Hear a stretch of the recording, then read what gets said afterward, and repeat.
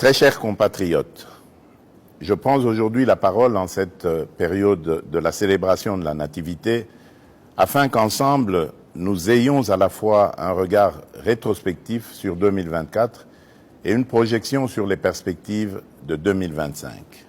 En cette période des fêtes porteuse de foi et d'espérance, nous sommes invités à nous rappeler ce qui compte vraiment. Notre unité, notre courage et surtout la richesse inestimable que constitue notre peuple. Dans chaque village, chaque famille et chaque cœur congolais, il y a une flamme qui brûle constamment. C'est la flamme de l'espoir. Dans la souffrance comme dans l'adversité, cette flamme continue de nous guider.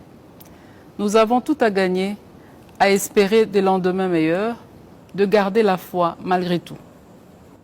Mes très chers compatriotes, nous sommes un peuple résilient. C'est ici l'occasion pour moi de saluer l'engagement et le travail exemplaire de nos héros du quotidien, notamment le personnel soignant qui continue à sauver des vies avec un dévouement admirable, nos enseignants qui forment les générations futures malgré des conditions souvent difficiles, à nos gardiens de la paix qui veillent à la sécurité de nos communautés avec courage et détermination.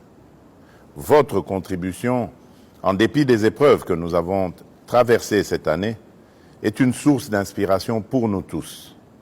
Grâce à vous, notre nation reste debout et avance. Nous vous en sommes profondément reconnaissants. L'année 2024 n'a pas été exempte de difficultés.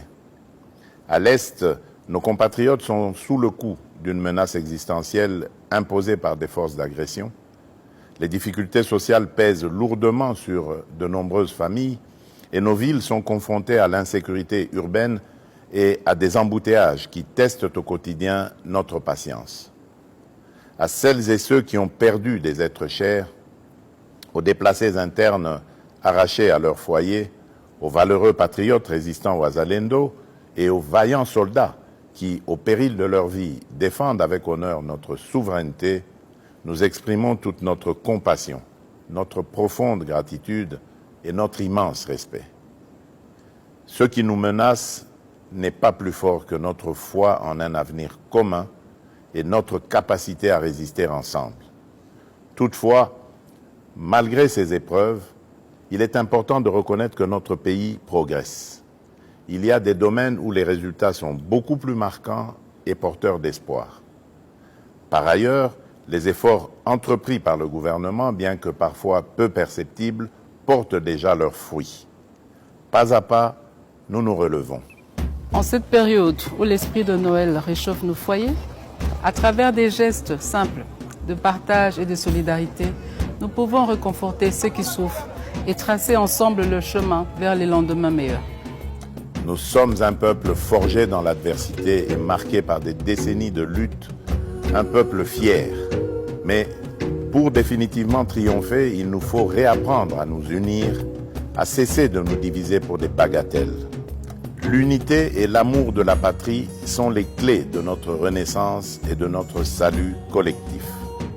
Gardons cet engagement qui nous galvanisera, car ensemble, rien ne nous est impossible.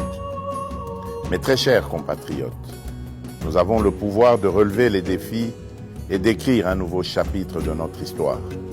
Je crois en vous, en notre nation et en notre capacité à avancer, quoi qu'il arrive. Nous vous souhaitons à toutes et à tous une année 2025 marquée par la paix, la foi, la solidarité, la réussite et la prospérité. Une année de progrès et de renouveau pour notre grande nation. Nzambe apambola bino. Nzambi kalusa kumuna. Mungu ababariki. Nzambi anubenesha. Joyeux Noël et bonne année à toutes et à tous. Que Dieu bénisse la République démocratique du Congo, son peuple et tous ceux qui l'ont choisi comme leur lieu de résidence.